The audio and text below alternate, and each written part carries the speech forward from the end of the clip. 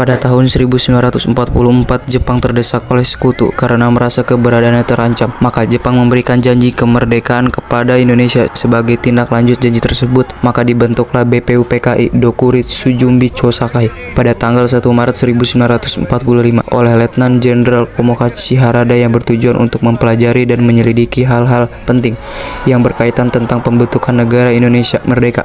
Dr. Hajiman Widyodiningrat dilantik sebagai ketua dan sebagai wakilnya adalah Ichibangse Yoiso Jepang dan Sueroso Indonesia. BPUPKI pun mengadakan sidang pertama pada tanggal 29 Mei sampai dengan 1 Juni 1945 dengan agenda merumuskan dasar negara Indonesia merdeka.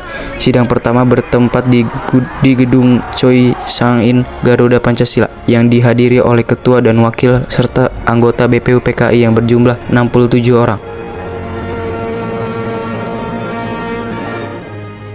Assalamualaikum warahmatullahi wabarakatuh. Saudara-saudara sekalian, terima kasih sudah hadir di tempat ini. Pertama, saya selaku ketua akan memimpin jalannya sidang ini. Di samping saya adalah seorang wakil dari Jepang, dan tentu saja seorang lagi adalah seorang wakil dari Indonesia. Saudara-saudara sekalian, kita berkumpul di gedung ini dalam rangka merumuskan sebuah landasan untuk mengokohkan negara yang akan kita bangun bersama. Untuk itu, marilah kita buka sidang pertama ini dengan agenda membahas rumusan dasar negara. Saudara-saudara sekalian, saya ucapkan terima kasih telah memberikan kesempatan untuk menyampaikan pidato yang singkat ini. Saya ingin menyampaikan gagasan saya tentang dasar negara. Adapun rumusan dasar negara yang saya usulkan yaitu: pertama, peri kebangsaan, 2. Peri kemanusiaan, 3. Peri ketuhanan, 4. Peri kerakyatan, 5. Kesejahteraan rakyat. Mengapa saya mengatakan seperti ini? Itu karena pondasi dari dasar negara adalah bangsa di mana bangsa kita ini peduli kepada sesama yang mencerminkan sikap kemanusiaan, sikap bangsa kita. Pula, yang memegang teguh toleransi dalam beragama, yang hal ini merupakan pencerminan dalam peri ketuhanan. Dan juga, rakyat kita ini merupakan rakyat yang suka kebersamaan sehingga hal ini dapat mewujudkan kesejahteraan rakyat. Itulah usulan dari saya, mohon dipertimbangkan. Terima kasih.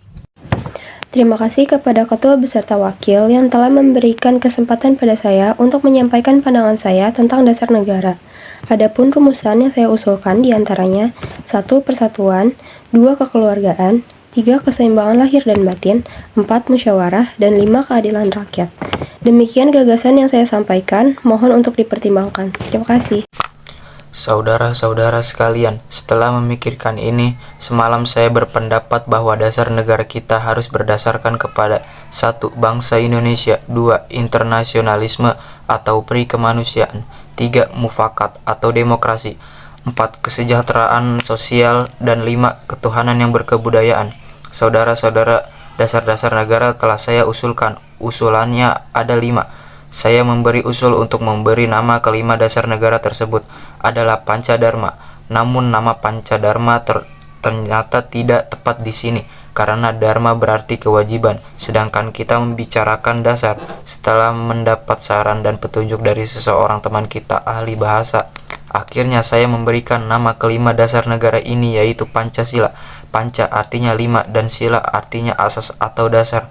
Di atas kelima dasar itulah kita mendirikan negara Indonesia, kekal dan abadi. Barangkali ada saudara-saudara yang tidak suka akan bilangan yang 5 itu saya boleh peras sehingga tinggal 3 saja disebut Trisila: sosial, nasionalisme, sosiodemokrati, dan ketuhanan.